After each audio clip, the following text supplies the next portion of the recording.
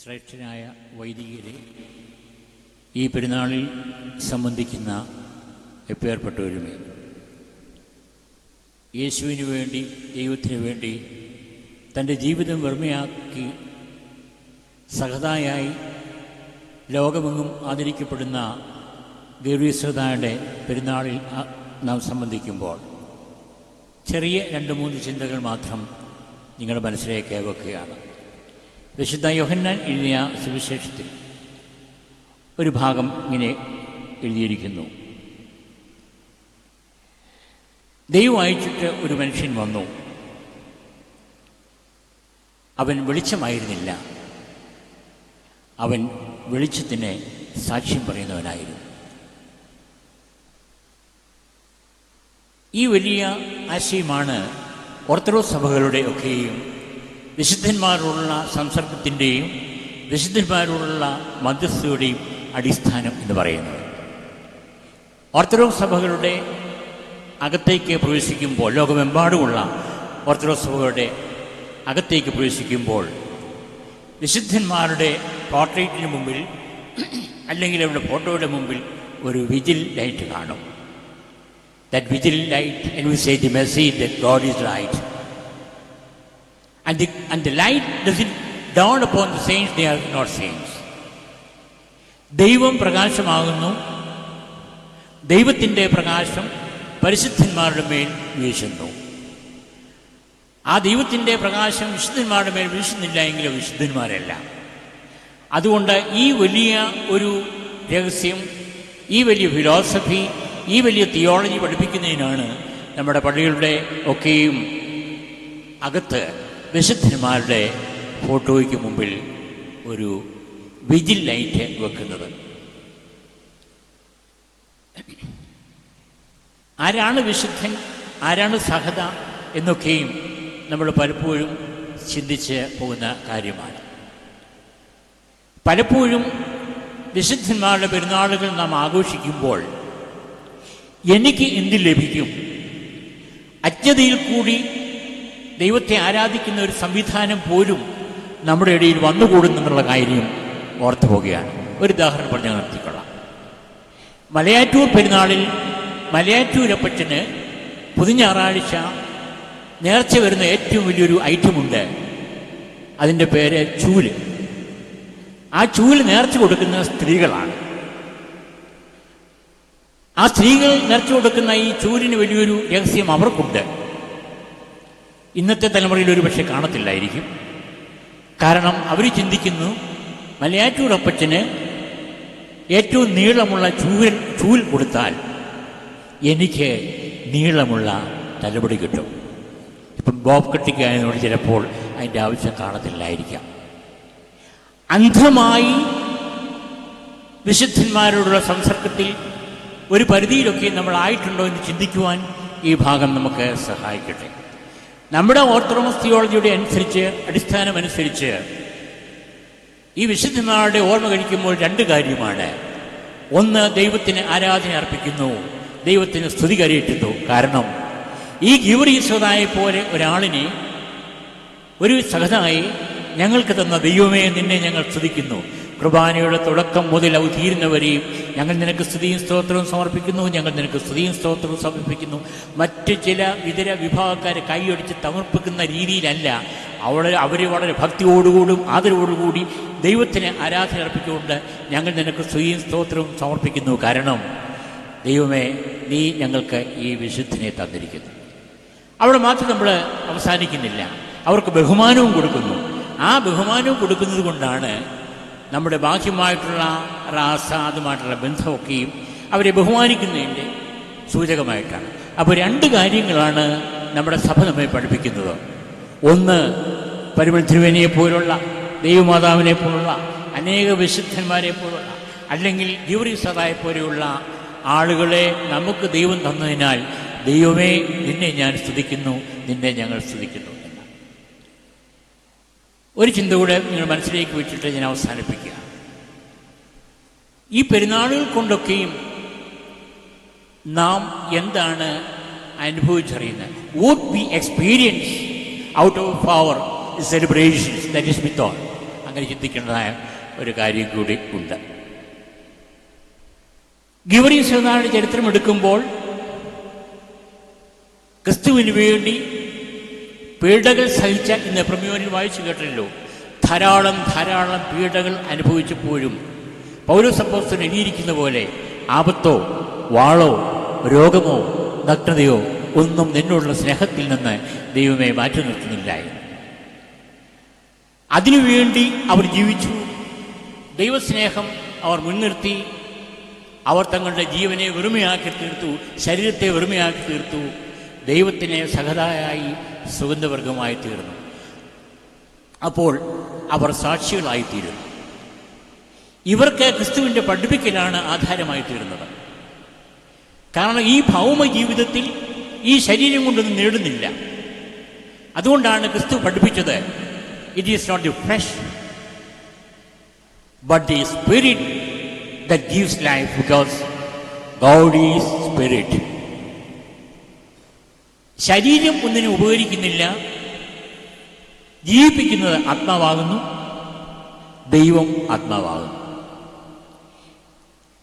അങ്ങനെ ശരീരത്തിൽ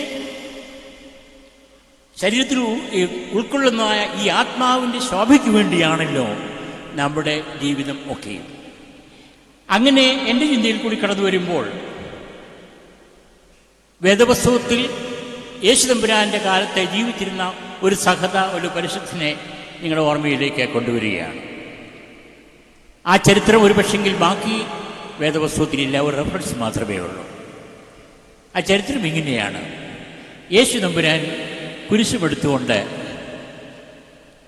കാൽവറിയിലേക്ക് പോകുമ്പോൾ 14 സ്റ്റേഷൻസ് ഇങ്ങനെ കടന്നു പോകുമ്പോൾ 5-ാമത്തെ ഒരു സ്റ്റേഷനിൽ ഒരു മനുഷ്യൻ വന്നുകൂടി.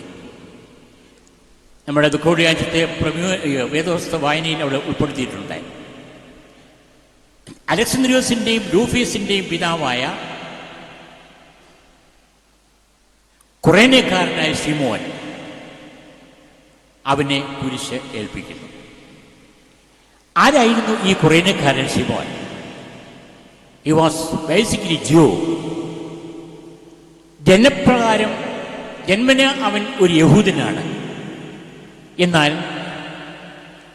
അവൻ്റെ ബിസിനസ് സാമ്രാജ്യം പടുത്തുയർത്തുന്നതിന് വേണ്ടി ആഫ്രിക്കയിലെ ഒരു കുറേന എന്ന് പറയുന്ന ഒരു സ്ഥലത്തേക്ക് പോയി. ആ കുറേന എന്ന സ്ഥലത്ത് അവൻ ജീവിക്കുമ്പോൾ തൻ്റെ വിവാഹം ഒരു ഗ്രീക്ക് വനിതയുമായി നടത്തി. അവർക്ക് ദൈവം 2 മക്കളെ കൊടുത്തു. ആ 2 മക്കളുടെ പേരാണ് അലക്സാന്ദ്രിയോസ് ആൻഡ് റൂഫസ്. ഇവിടെ പറയുന്നു, വയലിൽ നിന്ന് വന്നവനായ കുറേനക്കാരന് ശിമോൻ. എന്തുകൊണ്ടായിരുന്നു ഈ വയലിൽ നിന്നുള്ള റെഫറൻസ്? കാരണം ഒരു യഹൂദ നിയമപ്രകാരം ഒരു യഹൂദൻ ലോകത്ത് എവിടെയായിരുന്നാലും പെസഹ പെരുന്നാളിനെ വന്ന് സംബന്ധിക്കുക എന്നുള്ളത് പാരമ്പര്യമാണ്, നിയമമാണ്. അപ്പോൾ ഇസ്രയേൽ വിട്ട്, ജെറുസലേം വിട്ട് തൻ്റെ ബിസിനസ് സാമ്രാജ്യം പടുത്തുയർത്തുന്നതിന് വേണ്ടി ആഫ്രിക്കയിലെ കുറേന എന്ന് പറയുന്ന സ്ഥലത്ത് പോയി ജോലി ചെയ്തുകൊണ്ടിരുന്ന ഈ മനുഷ്യൻ, അദ്ദേഹവും അദ്ദേഹത്തിൻ്റെ ഭാര്യയും ഈ 2 മക്കളും കൂടി പെസഹ പെരുന്നാളിനെ സംബന്ധിക്കുവാനായിട്ട് വന്നു. പെസഹ പെരുന്നാളിൽ സംബന്ധിച്ചതിന് ശേഷം പിന്നീട് അവരുടെ നടപടി കുഞ്ഞുങ്ങളെയും കൂട്ടി ജെറുസലേമൊക്കെ ഒന്ന് കാണിക്കുക. ജെറുസലേമിൽ പെസഹ പെരുന്നാൾ സമയത്ത് അതിഭയങ്കര ആൾക്കൂട്ടമാണ്. വിദേശീയർ ധാരാളമായിട്ട് നേരത്തെ തന്നെ ബുക്ക് ചെയ്യും. താമസിക്കുവാൻ സ്ഥലമില്ല. അങ്ങനെ ഈ കുറേനക്കാരനായ ശിമോന് താമസിക്കാൻ കിട്ടിയ സ്ഥലമാണ് വയലിനടുത്തുള്ള ഒരു വീട്. അതുകൊണ്ടാണ് അവിടെ പറയുന്നത് വയലിൽ നിന്ന് വന്ന കുറേനക്കാരനായ ശിമോൻ എന്ന് പറയുന്നത്. അവൻ അലക്സാന്ദ്രിയോസിനെയും യൂറോഫസിനെയും കയ്യിൽ പിടിച്ചുകൊണ്ട് തൻ്റെ സഹധർമ്മിണിയോടൊപ്പം ഇവരുടെ മാതാവിനോടൊപ്പം നടന്നിങ്ങനെ വരുമ്പോൾ ഒരു കാഴ്ച കാണുന്നു. ഒരു മനുഷ്യനെ, മലയാള ഭാഷയിൽ പറയാൻ കുറച്ച് പോലീസുകാരൻ്റെ അങ്ങോട്ട് ഉപദ്രവിക്കുന്നു. അവൻ്റെ കയ്യിൽ ഒരു കുരിശുണ്ട്, അവൻ്റെ ഇടത്തും വലത്തുമായിട്ട് 2 കുരിശുണ്ട്. അങ്ങനെ 3 കുരിശും പേറിക്കൊണ്ട് 3 മനുഷ്യർ യാത്ര ചെയ്യുന്നു. അപ്പോൾ കുറേനക്കാരനെ ശിമോൻ ഈ പോലീസുകാരോട് ചോദിച്ചു, നിങ്ങൾ എന്തിനാണ് ഇവരെ കുരിശിക്കുന്നത്? ഇപ്പോൾ 2 പേരുടെ കാര്യത്തിന് വേറെ നിയമമാണ്.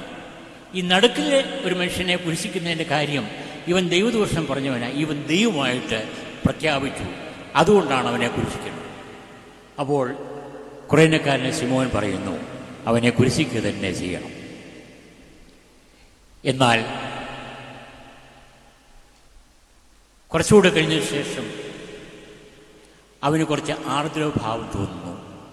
ഈ കുരിശും പേറിക്കൊണ്ടുവരുന്ന ഈ കുറേനക്കാരനായ ശിമോനെ കണ്ടപ്പോൾ, യേശുവിനെ കണ്ടപ്പോൾ കുറേനക്കാരനായ ശിമോൻ ആകപ്പാടെ തളർന്നു പോകുന്നു. ശാന്തനായ സുന്ദരനായ ഒരു മനുഷ്യൻ്റെ കൂടെ ദേഹത്തുകൂടി രക്തമൊലിക്കുന്നു, ഭാരമേറിയ കുരിശും കൊണ്ടുവരുന്നു. അവൻ അറിയാതെ വിളിച്ചുപോയി അയ്യോ എന്ന്. അയ്യോ എന്ന് വിളിച്ചപ്പോൾ പോലീസുകാർ നോക്കി, എന്നാൽ നിനക്കിരിക്കട്ടെ ഒരു പണി, ഈ കുരിശ് നീ താങ്ങിക്കൊള്ളാൻ പറയും. അങ്ങനെ കുറേനക്കാരനെ ശിമോനെ കുരിശ് താങ്ങുവാനായിട്ട് ഏൽപ്പിച്ചു. ഇവിടെ മുതലാണ് കുറേനക്കാരനായ ശിമോൻ്റെ രക്തസാക്ഷിത്വം ആരംഭിക്കുന്നത്.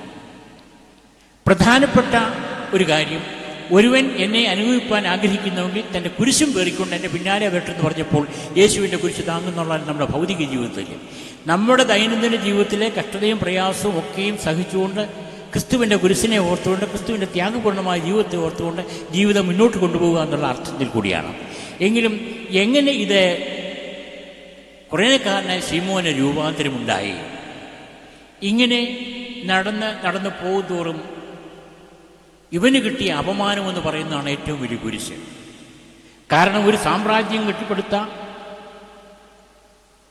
ധനാഢ്യനായ ഒരു മനുഷ്യൻ, പേരും പെരുമയുള്ള ഒരു മനുഷ്യൻ, അങ്ങനെയുള്ള ഒരു മനുഷ്യനെ നിന്ദ്യമായ ഒരു കുരിശേൽപ്പിക്കുമ്പോൾ യഹൂദ സമൂഹത്തിൽ ഇതിൽ പകരം ഒരു ഹ്യൂമിലിയേഷൻ മറ്റൊന്നുമില്ല. ആ കുരിശ് എടുത്തുകൊണ്ട് ശിമോൻ അവിടുത്തെ 5ാമത്തെ സ്റ്റേഷനാണ്. I learn the terms. 5ാമത്തെ സ്റ്റേഷൻ ഇനിയും കിടപ്പുണ്ട്, 9 സ്റ്റേഷനൂടെ കിടപ്പുണ്ട് ഗോകുൽത്ത വരെ പോകണമെങ്കിൽ. അപ്പോൾ ഓരോ സ്റ്റേഷൻ കഴിയും തോറും ഈ മനുഷ്യൻ ഈ കുരിശുമായിട്ട് അങ്ങ് താതാത്മ്യം ചെയ്യുന്നു. അങ്ങനെ താതാത്മ്യം ചെയ്യുമ്പോൾ അവൻ യാത്ര ചെയ്ത് യേശുവുമായിട്ട് he could identify with Christ who was bearing the cross. ഇതാണ് ഏറ്റവും വലിയ അവൻ്റെ രഹസ്യം. അങ്ങനെ യാത്ര ചെയ്ത് ഓരോ നിമിഷം കഴിയും തോറും യേശുവുമായിട്ട് അവൻ താതാത്മ്യം ചെയ്യുകയാണ്. ഇവൻ്റെ കുരിശ് എന്ന് പറയുന്നത് ക്രിസ്തുവിൻ്റെ കഷ്ടത അവൻ സ്വയം വരിക്കുകയാണ്. അങ്ങനെ വരിച്ച് ഗോകുൽത്തായിൽ അവനെ കുരിശിച്ചപ്പോൾ അവൻ അറിയാതെ കരഞ്ഞു, അയ്യോ, ഞങ്ങളുടെ യഹൂദ നിയമത്തിൽ ഒരുവനെ ശിക്ഷിക്കുക എന്നുള്ള നിയമമാണല്ലോ ഉള്ളതെങ്കിൽ ഇവനെ കുരിശിൽ തറച്ചു കഴിഞ്ഞപ്പോഴും ഇവൻ പ്രാർത്ഥിച്ചു, പിതാവേ ഇവരോട് കനിയണമേ എന്ന്. അങ്ങനെ ഞങ്ങളുടെ യഹൂദ പാരമ്പര്യത്തിൽ മനുഷ്യനില്ല. കുരിശിൽ തറച്ചു കഴിഞ്ഞപ്പോഴും ഈ കുറേനക്കാരനായ ശിമോൻ ഈ കുരിശുമായിട്ട് താതാത്മ്യം ചെയ്യുന്നു. അവിടെ നിന്ന് അവൻ കാണുന്നു, കുരിശിൽ നിന്ന് ബോഡി ഇറക്കുന്നു. അതിനുശേഷം അവനെ കല്ലറയിൽ വെക്കുന്നു. കല്ലറയിൽ വെച്ചപ്പോൾ ഇതുകൊണ്ടുകൂടി ആയിരിക്കും നമ്മുടെ പിതാക്കന്മാർ എഴുതിയത്, നിൻമുറിവുകളിൽ നേറ്റേൻ മൂറോൻ പടമെന്നാഥ. ഗോകുൽത്തായിൽ വീണ രക്തത്തിൻ്റെ ഗന്ധം മൂറോൻ പോലെ ആ പ്രദേശം മുഴുവൻ പരന്നു. അതിൻ്റെ മാസ്മരികതയിൽ ഈ കുറേനക്കാരനെ ശിമോൻ ഒന്നുമില്ലാതായി. അവൻ കുരിശിനോട് താതാത്മ്യം ചെയ്തു. താതാത്മ്യം ചെയ്ത് കഴിഞ്ഞപ്പോൾ പിന്നെയും അവൻ കൂടെ താമസിക്കുകയാണല്ലോ. അപ്പോഴാണ് അവൻ മനസ്സിലായത്, ഈ ശരീരം ഒന്നിനും ഉപകരിക്കുന്നില്ല, 3-ാം നാൾ അവൻ ഉയർത്തെഴുന്നേറ്റു. ഈ 3-ാം നാൾ ഉയർത്തെഴുന്നേറ്റു എന്ന് കഴിയുന്ന വാർത്ത കൂടെ അറിഞ്ഞപ്പോൾ കുറേനക്കാരനായ ശിമോൻ, അവൻ്റെ ഭാര്യ, ഈ 2 കുഞ്ഞുങ്ങൾ, അവർ തീരുമാനമെടുത്തുകൊണ്ട് തിരിച്ച് പിന്നെയും ആഫ്രിക്കയിലേക്ക് പോവുകയാണ്. ആ ചരിത്രത്തിന് ചെറിയ റെഫറൻസ് മാത്രം വേദപുസ്തകത്തിൽ ഉണ്ട്. അവർ കുറേന എന്ന സ്ഥലത്ത് തിരിച്ചെത്തിയതിനു ശേഷം ഈ കുറേനക്കാരനായ ശീമോൻ ക്രൈസ്തവ വേലയ്ക്ക് ഇറങ്ങിയിട്ട് അവരൊരു ബിഷപ്പായിട്ട് തീർന്നു. ഇന്ന് ആസ്വദിക്കുന്ന സുഖസൗകര്യങ്ങൾ ഒന്നും ഇല്ലാത്ത ഒരു ബിഷപ്പായി തീർന്നു. അതിനുശേഷം അവിടെയും തീരുന്നില്ല, അവൻ്റെ ഭാര്യ ഒരു ക്രിസ്ത്യാനിയായിട്ട് തീരുന്നു. അവിടെയും തീരുന്നില്ല, ഈ രണ്ട് മക്കൾ ക്രിസ്തുവിനെ സാക്ഷിക്കുവാൻ വേണ്ടി ഇറങ്ങിയതിനാൽ അവരും രണ്ട് ബിഷപ്സായിട്ട് തീർന്നു. അവസാനം എങ്ങനെയാണല്ലോ ചുരുങ്ങുന്നത്? നമ്മൾ ലേഖനത്തിൽ വായിക്കുന്നു, ഇവിടെ രണ്ടിടത്തും ഈ കുറേനക്കാരനായ ശിമോൻ എന്ന് പറയുന്ന വാക്കിന് പകരം അവൻ്റെ അമ്മയെക്കുറിച്ചും പേര് പറയാതെ പറയുന്ന കണ്ടാണ് അൽഫോസിൻ്റെയും അലക്സാന്ദ്രസിൻ്റെയും റൂഫിയസിൻ്റെയും പിതാവായ എന്നാണ് പറയുന്നത്. ശ്ലീഹ പറയുന്ന എന്താണ്? അലക്സാന്ദ്രസിൻ്റെയും റൂഫിയസിൻ്റെ അമ്മയായ എൻ്റെ അമ്മയെ ഞാൻ വന്ദനം ചെയ്യുന്നവൻ. നോക്കണം, 3 പേര് ക്രിസ്തീയ രക്തസാക്ഷികളായി തീർന്ന അനുഭവമാണ് ഞാൻ നിങ്ങളോട് പറയുന്നത്. അപ്പോൾ നമ്മുടെ ഈ ദൈനംദിന ജീവിതത്തിൽ സഹതായൊക്കെയും നമ്മളെ വാഴ്ത്തി പുകഴ്ത്തുമ്പോൾ ദൈവത്തിൻ്റെ ആത്മാവ്, ദൈവത്തിൻ്റെ വെളിച്ചം വിശുദ്ധന്മാരിൽ വീഴുമ്പോൾ നിങ്ങളും ഞാനും വിശുദ്ധന്മാരായിത്തീരുന്നു. ഈ സഹതാകാർ മാത്രമല്ല വിശുദ്ധന്മാർ, മെത്രാച്ചന്മാർ മാത്രമല്ല, ഞങ്ങൾ അച്ഛന്മാർ മാത്രമല്ല, രാജകീയ പുരോഹിത വർഗം ആണെങ്കിൽ എല്ലാവരും ഈ പുരോഹിത സഹതാമാരെ ശ്രേഷ്ഠയായ ദൈവമക്കൾ ആണ്. അപ്പോൾ യേശുവിന് സാക്ഷിയാകുന്ന ജീവിത അനുഭവം ആണ്. നമുക്കറിയാമല്ലോ, ഈ ഉയർപ്പ് കാലയളവിൽ നമ്മെ പഠിപ്പിക്കേണ്ടത് ഇതുതന്നെയാണ്. ഈ ശരീരം ഒന്നിനും ഉപകരിക്കുന്നില്ല. നാമെല്ലാം ഇങ്ങനെ ആർജിക്കുകയാണ്. ഒരു പക്ഷെങ്കിൽ ഇന്ന് പെരുന്നാളിന് വന്ന പലരുടെയും ചിന്ത എൻ്റെ മോൻ്റെ ജോലി പോകാതെ ഗൾഫിൽ ഒരു ജോലി പിന്നെയും കിട്ടണം, ഇരട്ടി ശമ്പളത്തിന് കിട്ടണമെന്നായിരിക്കണം. അല്ലെങ്കിൽ എൻ്റെ മകളുടെ കല്യാണം ഉടനെ തന്നെ നടത്താൻ ഗൗരീസഭ പ്രാർത്ഥിക്കണമെന്നായിരിക്കും. പിന്നെ ഞാൻ 2 കോഴിയെ കൂടെ വെട്ടിയേക്കാം, ഗൗരീസഭ എൻ്റെ കോഴികളെയൊക്കെ നോക്കണം. ഇതെന്നൊക്കെയും മാറിയിട്ട് ആത്മാവിൻ്റെ രക്ഷയ്ക്ക് വേണ്ടി നമുക്ക് ജീവിക്കുവാൻ കഴിയുന്നുവെങ്കിൽ അവിടെയാണ് ധന്യമായ ജീവിതം ഉണ്ടാകുന്നത്. ശരീരം ഒന്നിനും ഉപകരിക്കുന്നില്ല എന്നുള്ള ഈസ്റ്റർ നാളുകളിൽ നമ്മെ പഠിപ്പിക്കുന്നുണ്ട്. ഈസ്റ്റർ കാലയളവിലൊക്കെയും സിമ്പിൾസായിട്ട് ചില കാര്യങ്ങളുണ്ട്. ലിലി പുഷ്പം, മുട്ട, പിന്നെ അങ്ങനെയുള്ള ഇതിൽ പ്രധാനപ്പെട്ട ഒന്നാണ് ഫീനിക്സ് പക്ഷി. ഈ ഫീനിക്സ് പക്ഷിയുടെ ഒരു സവിശേഷത ഞാൻ ചോദിച്ചു കഴിഞ്ഞാൽ, ലോകത്തിലേക്ക് ഏറ്റവും the most beautiful bird in the world. You may not have, I might not have seen, but it is believed that this is the most beautiful bird in the world. And maybe an assumptive bird ആയിരിക്കാം. പക്ഷേ ഈ പക്ഷി വളരുന്നത് അമ്ല വെള്ളത്തിലാണ്, acid കലർന്ന വെള്ളത്തിലാണ് വളരുന്നത്. ഈ ആസിഡ് കലർന്ന വെള്ളത്തിൻ്റെ അകത്ത് വളർന്ന് ഇവൻ മരിക്കുന്ന ആസിഡ് വെള്ളത്തിൻ്റെ അകത്ത് ചാരമായിട്ട് തീരുകയാണ്. ഈ ആസിഡിൻ്റെ എക്സിറ്റ് കൂടി കഴിയുമ്പോൾ ഈ ബേർഡ് ചാരമായിട്ട് തീരും. ഈ ബേർഡ് ചാരമായി തീർന്നു കഴിഞ്ഞാൽ അതിൽ നിന്ന് പിന്നെ ഒരു പക്ഷി ഉണ്ടാവും. അങ്ങനെ ഭോഷാ നീ വിതയ്ക്കുന്ന വിത്ത് ക്ഷയിക്കുന്നില്ല എങ്കിൽ മുളയ്ക്കുന്നില്ല എന്ന് പറയുന്ന പൗലോസ് അപ്പോസ്തലൻ്റെ പഠിപ്പിക്കൽ കൂടി നമുക്ക് ബലമായിരിക്കട്ടെ. ഇവിടെ ക്രിസ്തുവിന് വേണ്ടി ശരീരത്തെ മുഴുവൻ വെറുമയാക്കുന്ന പരിമളത്തിനുവിനെ പോലെ ദൈവം നമുക്ക് തന്ന ആ പരിശുദ്ധന്മാരൊക്കെയും അവരുടെ ജീവിതം വെറുമയാക്കിക്കൊണ്ട് അവർ ക്രിസ്തുവിനെ സ്നേഹിച്ചു. അതുകൊണ്ട് ക്രിസ്തുവിനെ ആരാധിച്ചു. 2 ടേം ഉണ്ട്. നമ്മുടെ സ്നേഹം എന്ന് പറയുന്നത് ഈ ലവ് എന്ന് പറയുന്നൊരു വാക്കും ലാസ്റ്റ് എന്ന് പറയുന്ന 2 വാക്കുകൾ ഇംഗ്ലീഷിലുണ്ട്. അതിനെ ലവ് എന്ന് പറയുന്ന വാക്കിന് നമ്മൾ സ്നേഹം എന്ന് പറയും, ലസ്റ്റ് എന്ന് പറയുന്നതിന് മോഹം എന്ന് പറയും. അപ്പം love means what I can give for others. Lust means what I can get from others. എനിക്ക് എന്ത് കിട്ടുമെന്നുള്ളതാണ് നമ്മുടെ സ്നേഹം.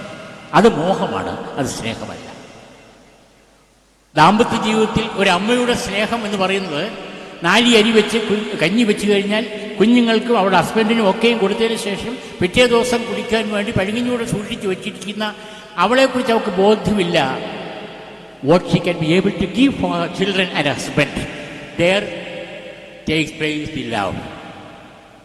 ഒരു പക്ഷേ ഭർത്താവിൻ്റെ ആഗ്രഹം എനിക്ക് വയറ് നിറച്ച് കിട്ടുമെന്നായിരിക്കും. അവനാണ് ഈ സമ്പത്തുണ്ടാക്കി കൊടുക്കുന്നത്. എന്നിരുന്നാൽ തന്നെ അതുകൊണ്ട് നമ്മുടെ ദൈവാരാധന സ്നേഹമായിട്ട് തീരണം, മോഹമായിട്ട് തീരണം. അതുകൊണ്ട് ഗൗരി സഹതായുടെ പെരുന്നാൾ ആഘോഷിക്കുന്ന ഈ ദിനം നാം ഒക്കെയും യഥാർത്ഥ സ്നേഹത്തിൻ്റെ മക്കളായി ജീവിക്കുവാൻ നമുക്ക് കഴിയുന്നെങ്കിൽ ഈ പെരുന്നാൾ വിജയിച്ചു. അതുകൊണ്ടായിരിക്കും ഇന്നലെ ഒരു പക്ഷേ സന്ധ്യാപ്രാർത്ഥനയിലും നിങ്ങൾ വളരെ ഞാൻ നീതിമാന്മാരുടെ ഇടയിൽ വസിച്ചിട്ടും എനിക്കൊരു പ്രയോജനവുമില്ല. കാരണം അവരുടെ സുഹൃത്ത് നടപടികൾ ഞാനൊന്ന് കണ്ടുപഠിച്ചിട്ടില്ല. ഗൗരി സഹതായെ ബഹുമാനിക്കുമ്പോൾ അദ്ദേഹത്തെ ആരാധിക്കാനല്ല, അദ്ദേഹത്തെ ബഹുമാനിക്കുമ്പോൾ നമുക്ക് ദൈവം തന്ന അദ്ദേഹത്തിന് വേണ്ടി നമ്മൾ പ്രാർത്ഥിക്കുമ്പോൾ അത് നമ്മുടെ കുർബാനയിലെ തക്സായിരും തന്നെയാണ്. ഇന്ന് ഞങ്ങൾ ആരുടെ ഓർമ്മയെ കഴിക്കുന്നു, ആ വിശുദ്ധൻ, ആ അമ്മ, അവൾ ഞങ്ങൾക്ക് വേണ്ടി, ഞങ്ങൾ അവൾക്ക് വേണ്ടി പ്രാർത്ഥിക്കുന്നതാണ് നമ്മുടെ തിയോളജി. അപ്പോൾ അതും പ്രകാരം ഈ വിശുദ്ധൻ നമുക്ക് വേണ്ടി പ്രാർത്ഥിപ്പാനും നാം അവനു വേണ്ടി പ്രാർത്ഥിപ്പാനും അങ്ങനെ പരസ്പര പ്രാർത്ഥനയിൽ കൂടി ഈ ശൃംഖല ഉയർന്നു വരുവാനും തക്കവണ്ണം അദ്ദേഹം തൻ്റെ ജീവിതത്തിൽ പ്രാവർത്തികമാക്കിയിരിക്കുന്ന ഏതെങ്കിലും ഒരു നന്മയെങ്കിലും ഈ വർഷത്തെ പെരുന്നാൾ ആഘോഷത്തോടുകൂടി സ്വകീയമാക്കുവാൻ കഴിയുന്നു എങ്കിൽ ഈ പെരുന്നാൾ സമൃദ്ധമായി അനുഗ്രഹകരമായി ദൈവം കരുണ ചെയ്യട്ടെ.